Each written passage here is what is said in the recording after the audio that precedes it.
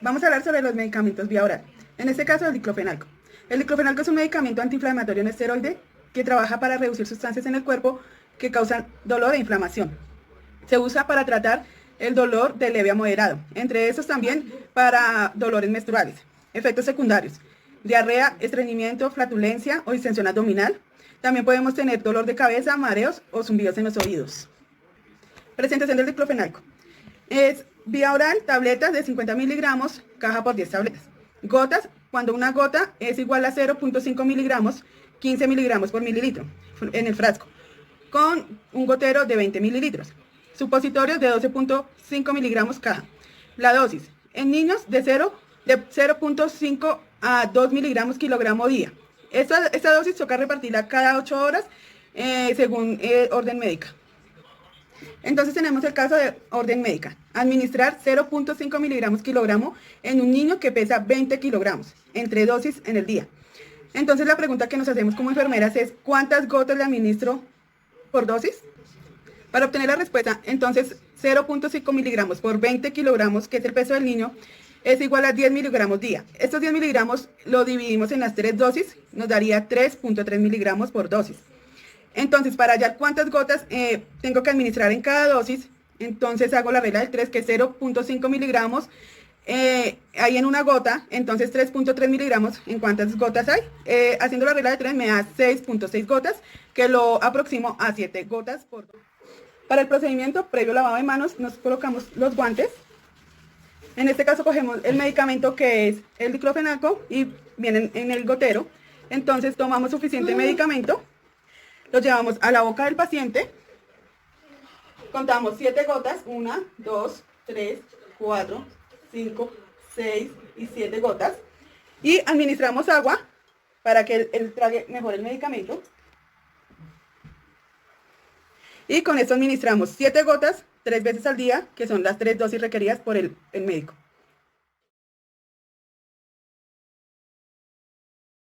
La sonda orogástrica o nasogástrica se utiliza en pacientes que por su patología no pueden tragar o deglutir los alimentos. Se utiliza en pacientes con diversas situaciones clínicas, metabólicas, disfagias, trastornos gastrointestinales, enfermedades neurológicas graves, prematuridad extrema, desnutrición grave que le impiden o dificultan la nutrición oral. Es importante no mezclar ningún medicamento con la nutrición que se le esté pasando al paciente. Si el paciente tiene una nutrición enteral y se le va a administrar un medicamento, se debe detener la nutrición por lo menos 15 minutos antes de administrar el medicamento. A continuación les voy a explicar cómo hacer la dilución del medicamento para la administración por sonda nasogástrica u orogástrica. Necesitamos un vaso con agua, una jeringa, el medicamento que vayamos a administrar y un par de guantes. Primero nos colocamos los guantes, previamente haber realizado el lavado de manos. Colocamos los guantes.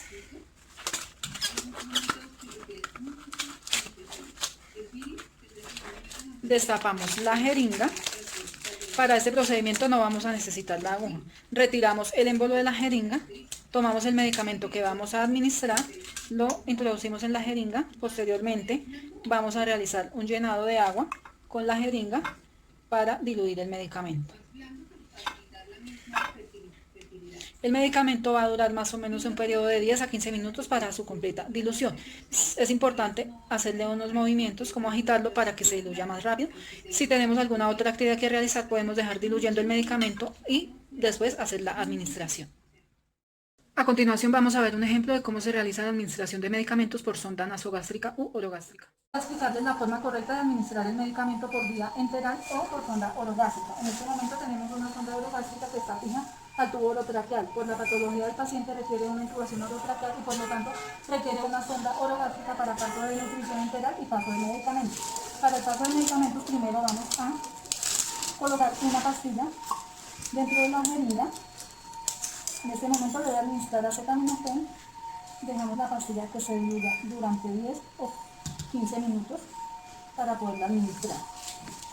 Mientras se diluye la pastilla vamos a verificar la permeabilidad de la sonda. Con 10 cc de agua vamos a jugar la sonda para que no nos queden restos de comida. Paramos la sonda despacio y cuando ya no esté venilla vamos a realizar la administración del medicamento. Cuando ya hayan pasado de 10 a 15 minutos, el medicamento se va a ver de esta forma. Vamos a administrarlo por la sonda despacio. Después de haber administrado el medicamento, volvemos a jalar la sonda para que no nos queden restos de medicamento en ella. Es importante siempre que retiremos la jeringa ampliar la sonda para que no se nos devuelva el contenido y continuamos, ya después de que administramos el medicamento y la sonda está limpia, continuamos pasando la nutrición enteral, que es esta que vemos acá. En este momento el paciente tiene glucerna a 68 cc hora por la onda y le damos a ejecutar para que continúe pasando la nutrición. Y este de acá ya empezó a pasar la nutrición. Como pueden ver, ya la nutrición. Para ejemplo de dilución de medicamentos tenemos losartán de 100 miligramos. La prescripción médica nos dice que debemos administrar 50 miligramos de losartán. Repetimos el ejercicio que habíamos realizado anteriormente. Depositamos el medicamento o la tableta de 100 miligramos dentro de la jeringa, la cual vamos a llenar de 20 centímetros cúbicos de agua. Por lo tanto, en la jeringa nos van a quedar por cada 10 cc de agua 50 miligramos de losartán. Para esto debo administrar 50 miligramos. Entonces, eso quiere decir que voy a administrar 10 cc del medicamento ya preparado y diluido para un total de 50 miligramos de losartán. El mismo ejemplo lo tenemos con ibuprofeno de 800 miligramos. La prescripción médica nos dice que debemos administrar 400 miligramos. Repetimos el ejercicio anterior. Introducimos el medicamento dentro de la jeringa, llevamos la jeringa a 20 cc de agua, por lo tanto nos van a quedar 40 miligramos por cada cc de la jeringa. Si la prescripción nos dice que debemos administrar 400 miligramos, solo voy a administrar 10 cc de la dilución. Pero si por el contrario la prescripción médica nos dice que debemos administrar 200 miligramos, entonces solo voy a administrar 5 cc de la dilución para administrar 200 miligramos del medicamento. También tenemos la prednisolona que ya viene en jarabe lista para administrar. La presentación nos dice que viene 5 miligramos en 5 mililitros, es decir, que por cada mililitro viene 1 miligramo. Si la prescripción médica nos dice que debemos administrar 5 miligramos del medicamento, vamos a administrar 5 cc del medicamento. Si por el contrario nos dice que debemos administrar 10 miligramos del medicamento, vamos a administrar 10 cc del medicamento y así sucesivamente. Si por el contrario de pronto nos dice que debemos administrar 7 miligramos del medicamento, administramos 7 miligramos del medicamento. Como precauciones importantes debemos siempre, antes de la administración del medicamento y después del mismo, realizar el lavado de la sonda para quitar los restos tanto de nutrición para poder administrar el medicamento y cuando ya realizamos la administración del medicamento, lavar la sonda para que no queden restos de este dentro de la sonda. Debemos tener en cuenta que para la administración del medicamento por la sonda nasogástrica o orogástrica se debe administrar muy lentamente. El paciente debe estar en posición Fowler o sentado para evitar que nos vaya a hacer un reflujo. Es importante hacer el lavado previo y post la administración del medicamento de la sonda. Posteriormente a realizar la administración del medicamento se puede continuar la nutrición enteral como estaba programada. Precauciones. Es importante antes de la administración del medicamento revisar la permeabilidad de la sonda. Verificar que esté ubicada en estómago. Verificar que esté fija para que no se nos vaya a salir en el momento que estemos administrando el medicamento. Verificar que el medicamento esté bien diluido para que no se nos vaya a tapar la sonda. Es importante siempre tener esto presente para hacer un buen procedimiento. Administración de medicamento por vía rectal. La absorción por vía rectal es muy buena al ser una zona muy vascularizada por las venas hemorroidales. Además, evita el paso por el hígado de la sangre que lleva el fármaco desde la mucosa rectal. Evitamos el llamado efecto primer paso. Para la administración de medicamentos por vía rectal se usa los supositorios y los enemas.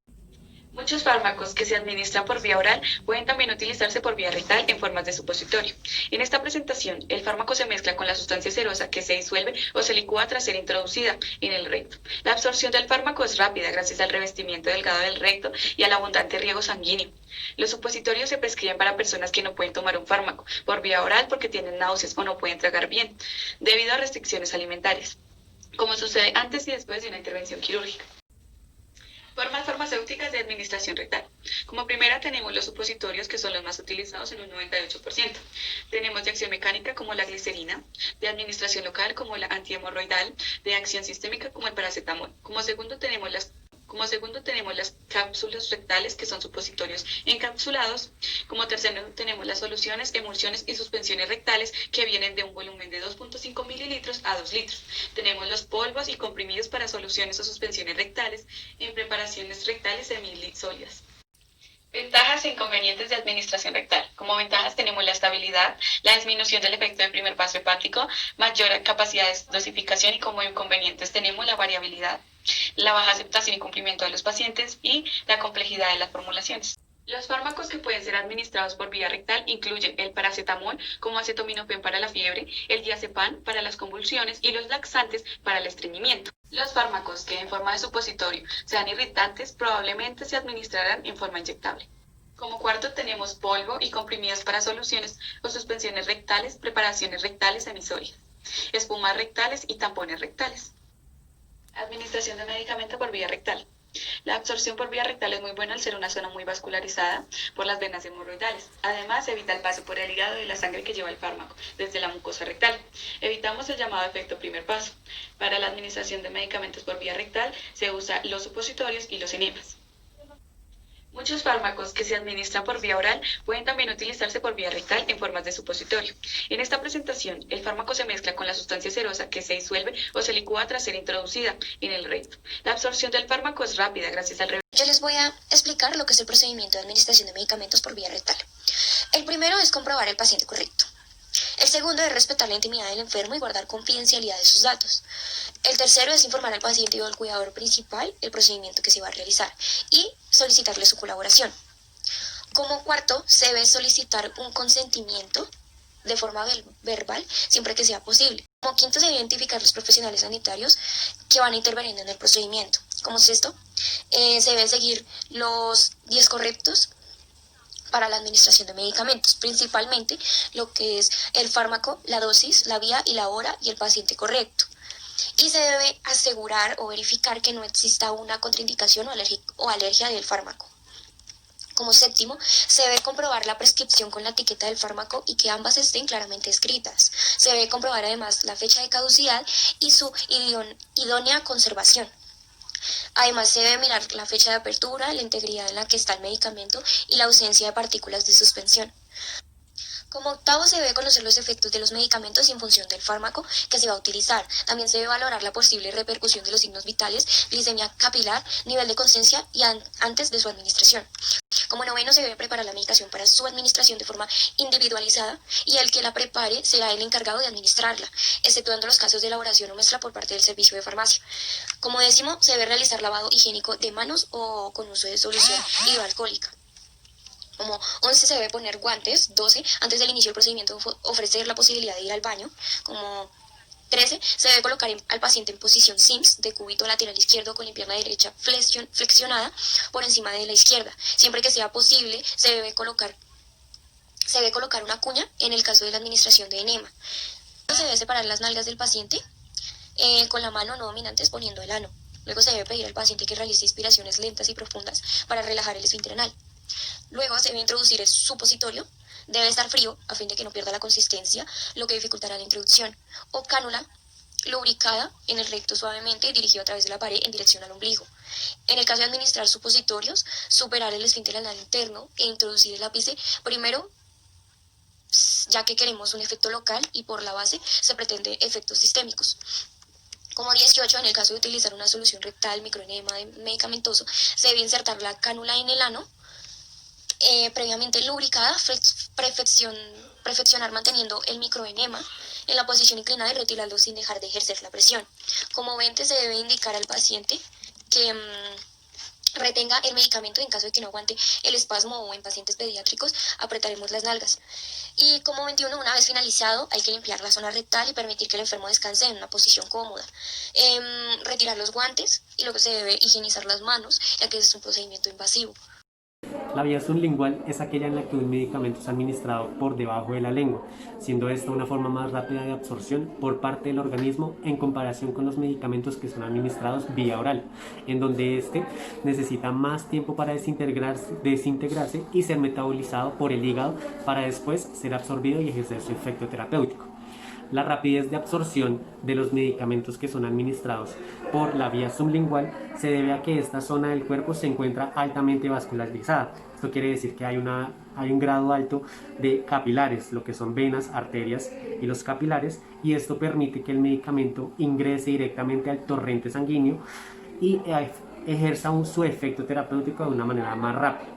De esta forma también el medicamento va a tener una biodisponibilidad del 100% del fármaco, en donde es igualito como si yo estuviera administrando un medicamento por vía intravenosa. De esta forma se garantiza un efecto rápido y una eficacia en el tratamiento, ya que la región se encuentra altamente vascularizada.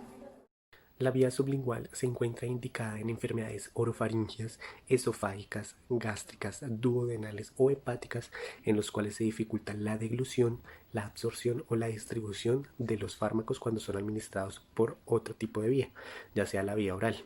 Entonces utilizamos la vía sublingual para administrar estos diferentes tipos de fármacos en caso de que el paciente tenga alguna de estas afecciones a nivel esofágico o gástrico. También está indicada para los estados en los que no se puede administrar ningún medicamento vía oral, y también se encuentra indicada en los estados en los que se precisa una alta velocidad de absorción y biodisponibilidad. O sea, se indica el fármaco vía sublingual en el casos de emergencia, una crisis antihipertensiva, un paro cardiorrespiratorio, un ataque cardíaco. Se indica estos medicamentos por la vía sublingual para que su absorción sea de manera rápida y se logre estabilizar al paciente hemodinámicamente. Las recomendaciones que son indicadas para la administración de fármacos vía sublingual a los pacientes son las siguientes, o son algunas de estas. Siempre hay que administrar el medicamento al paciente teniéndolo en una posición de Fowler o semi-Fowler. También se le debe indicar al paciente que no debe comer ni beber durante la administración del medicamento vía sublingual. Asimismo, también se debe tomar este medicamento por esta vía de administración después de administrar otros medicamentos por vía oral. Se debe posicionar correctamente la tableta o el medicamento debajo de la lengua sin tener que moverlo de ese lado, si no la biodisponibilidad del fármaco ya no sería del 100%. La idea es que su biodisponibilidad sea total del 100% para que genere un efecto terapéutico mucho más rápido y se pueda controlar al paciente y estabilizarlo hemodinámicamente. De igual forma, se debe mantener el medicamento en su lugar, como lo dije anteriormente, sin moverlo de la zona debajo de la lengua. Y se debe esperar un tiempo aproximado de que el medicamento se haya absorbido totalmente para realizar un enjuague con algunos centímetros cúbicos de agua, ya que estos fármacos tienden a ser algo amargos y suelen tener un sabor desagradable para los pacientes. Existen fármacos que son indicados para la administración de vía oral. Hay ciertos grupos tales como los fármacos cardiovasculares, en donde podemos encontrar a los nitratos, el nitrato de isosorbide o el dinitrato de isosorbide. Son fármacos que son administrados por vía sublingual y que generan un efecto rápido a nivel cardiovascular.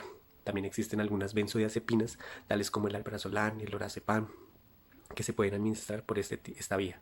También existen los opiáceos como la morfina, la metadona, la buprenorfina. Estos fármacos indicados para controlar el dolor de moderado a severo.